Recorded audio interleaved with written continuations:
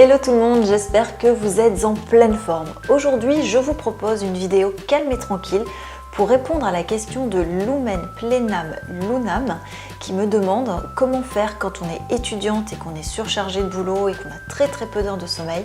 Comment fait-on pour avoir un joli teint, ne pas avoir de cernes et avoir l'air tout simplement en pleine forme? Alors je pense que cette vidéo va intéresser pas mal de monde et pas uniquement les étudiantes mais aussi toutes les personnes qui ont un rythme de vie assez intense. La première chose à faire quand on est fatigué, quand on a un vilain teint et qu'on a des cernes, c'est quelque chose que tout le monde fait, dont on a tous besoin. Il faut simplement savoir écouter son corps. C'est tout simplement dormir. Alors je sais, vous allez me dire, mais c'est quoi ce conseil à 2 balles? Mais c'est pas un conseil à 2 balles les amis. Quand on est fatigué, il n'y a pas d'autre solution que de dormir. Ni les crèmes, ni les cosmétiques vont pouvoir faire aussi bien que le sommeil. Il est indispensable de dormir suffisamment tous les soirs pour avoir un bon renouvellement cellulaire. De même, pour avoir une meilleure concentration et être de meilleure humeur, il faut dormir. Il n'y a pas de secret, c'est vraiment la clé pour avoir un joli teint lumineux, clair, reposé. À vous de trouver votre rythme de sommeil. Il y a des gens qui ont besoin de dormir 5-6 heures par nuit, c'est un rythme naturel pour eux. Moi je sais que personnellement mon rythme est de 7 heures de sommeil par nuit. Ma seconde astuce pour avoir un joli teint, c'est de boire suffisamment tout au long de la journée.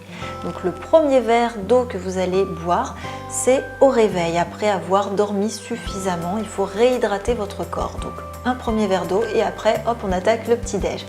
Et puis ensuite, tout au long de la journée, il faut boire entre 1 litre et 1,5 litre d'eau. Pas de soda, pas de boisson sucrée, pas de jus d'orange, ni quoi que ce soit, mais juste de l'eau tout au long de la journée pour éliminer, pour drainer. Ça va être aussi bénéfique pour vos reins que pour votre peau. Ma troisième astuce, ce sont encore des règles d'hygiène de vie, à savoir, on ne se couche pas le soir avant de s'être démaquillé et laver le visage. Ça, c'est quelque chose, non, on ne fait pas ça. C'est interdit, c'est pas une option. Pour moi, c'est une obligation. Pour avoir un joli teint, le soir, on se démaquille, on se met ses petites crèmes de soin après ou pas. Mais en tout cas, on ne va pas se coucher si on n'a pas la peau démaquillée. Ça, c'est vraiment le truc à suivre. La peau a besoin d'être fraîche pour justement pouvoir se reposer, s'oxygéner correctement. Et si on a encore du fond de teint, si on a encore tout le maquillage et plus la pollution en fait de la journée sur la peau, ça va pas le faire, les pores seront obstrués. Donc non, on ne va pas se coucher sans se démaquiller. Et c'est peut-être aussi la bonne occasion d'arrêter de fumer si vous êtes fumeur. Parce que on le sait, là je vais parler que au niveau de la surface visible, je ne vais pas parler de ce qui se passe en interne et puis au niveau de l'entourage, mais quand on fume, on n'a pas un teint lumineux, ça c'est sûr. On a la peau qui est beaucoup plus fine, beaucoup plus réactive. On ride au niveau du contour de la bouche et ça c'est pas plaisant. Donc si on peut arrêter de fumer, c'est vraiment l'occasion pour retrouver un joli teint, ça c'est indispensable.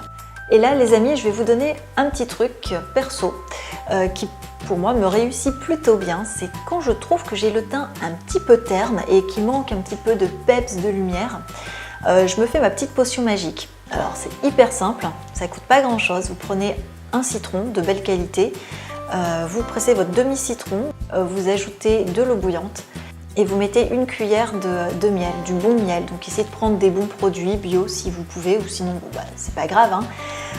Et puis vous faites cette petite potion magique et vous la prenez 2-3 fois par jour. C'est pas quelque chose que je prends pour faire un régime, mais je trouve que ça a une action visible et rapide sur mon teint.